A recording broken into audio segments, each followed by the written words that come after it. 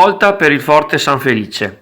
È in programma nella tarda mattinata di domani, in comune, un incontro al vertice con tutti gli attori interessati al suo recupero, dall'amministrazione comunale alla Marina Militare, dal Demanio al Fondo per l'Ambiente Italiano, dagli altri enti locali al solerte comitato che da anni si batte per la sdemanializzazione e la valorizzazione della struttura. In ballo c'è un progetto di forte riqualificazione con gli spazi interni adibiti a museo, a teatro all'aperto, senza mancare di appeal commerciale nel ramo ricettivo e nella somministrazione di cibi e bevande.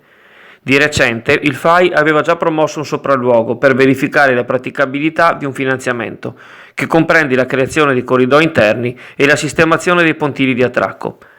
Anche ieri pomeriggio, intanto, pienone per le 4 visite che il comitato presieduto da Erminio Bibi è riuscito a strappare alla Marina. Molti chioggiotti e molti turisti sono entrati nel forte per la prima volta con le giornate europee del patrimonio, ammirandone le diverse stratificazioni apportate dalla gerenza veneziana, francese, austriaca, italiana e tedesca, soffermandosi sulla pietra angolare del castello della Luppa, datata 1385, e incantandosi davanti al grande portale di Andrea Tirali, attraverso il quale si ammira il braccio di laguna fino alle skyline di Chioggia. Il prossimo appuntamento è per sabato 7 ottobre.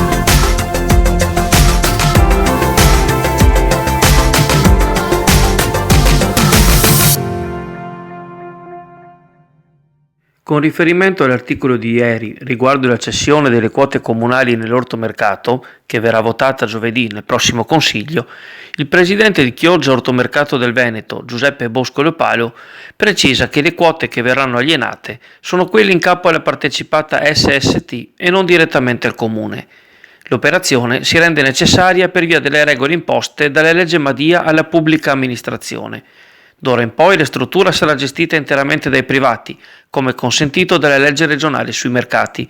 In ogni caso, trattandosi SST di un braccio operativo interamente dipendente dal Comune, non è sbagliato dire che è proprio il massimo organo dell'amministrazione cittadina a doversi sbarazzare delle quote.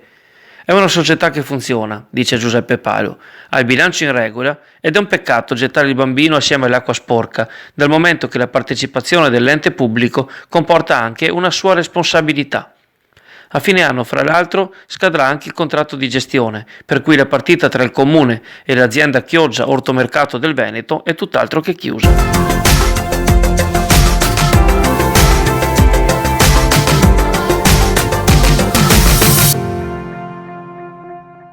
È stata rimaneggiata solo 2 anni fa, ma la pavimentazione in Corso del Popolo avverte già i duri colpi del traffico pesante. Capace di sostenere il passaggio di mezzi che stazzano fino a 35 quintali, il selciato presenta ormai parecchi danni in più parti, a cominciare dallo spazio antistante il granaio. La responsabilità è da un lato dei mezzi di servizio, come le gru, dall'altro ricade anche sugli autobus, che il regolamento in vigore autorizza in alcuni orari e non in altri. Proprio sul regolamento si incentrano le attenzioni degli operatori.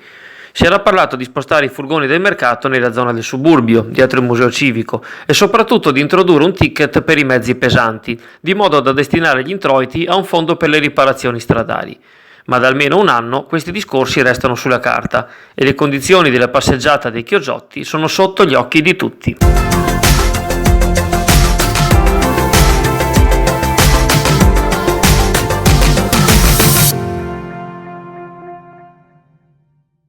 Chioggia e la Voga un binomio inscindibile. A sancire ancora una volta questo matrimonio con la storia sarà oggi pomeriggio, nelle acque dell'Usenzo, il primo palio della Voga di Chioggia, organizzato dalla Remiera Cludiense in collaborazione con il Comune e la Proloco. Dalle ore 16 sono attesi molti spettatori e appassionati a godersi lo spettacolo sulle rive di Borgo San Giovanni e di Sottomarina.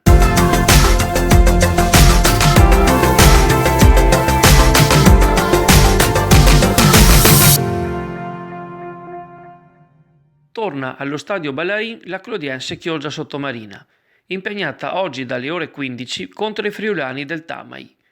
Un avversario si può dire storico per i lagunari, già protagonista di tante sfide ad alto livello anche nei primi anni 2000.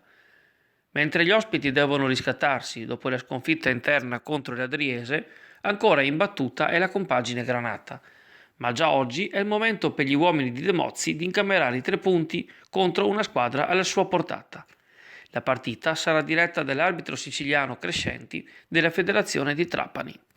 Amici, bentrovati e buona domenica a tutti. Dunque ci apprestiamo a vivere, come già detto ampiamente ieri, una domenica piuttosto instabile e perturbata e soprattutto anche abbastanza piovosa, almeno fino al tardo pomeriggio. Sta succedendo che quella saccatura atlantica convogliata da masse di aria fresca sta scivolando naturalmente ormai sul nord Italia e quindi sulle nostre regioni, apportando una fase di maltempo abbastanza accentuato soprattutto tra le coste nord e l'alta pianura. La situazione tenderà a peggiorare anche sulle nostre zone dal tarda mattinata a pomeriggio, portando anche da noi qualche temporale, verosimilmente con piogge abbastanza copiose.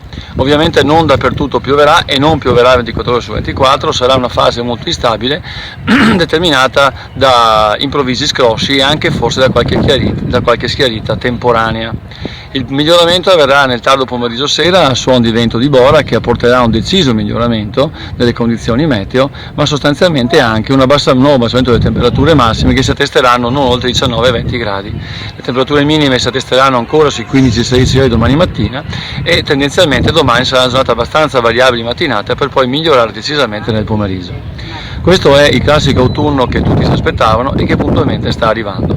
Ciò che ci aspetta poi nella prossima settimana sarà sicuramente un tempo comunque variabile, non perfettamente stabile, dovuto a delle masse anticicloniche non perfettamente stabili sul nostro territorio europeo. Dunque una domenica, come vi ho detto, piuttosto fresca, piuttosto instabile, variabile e quindi anche piovosa. Non mi resta che augurarvi comunque una buona domenica, ci sentiamo domani.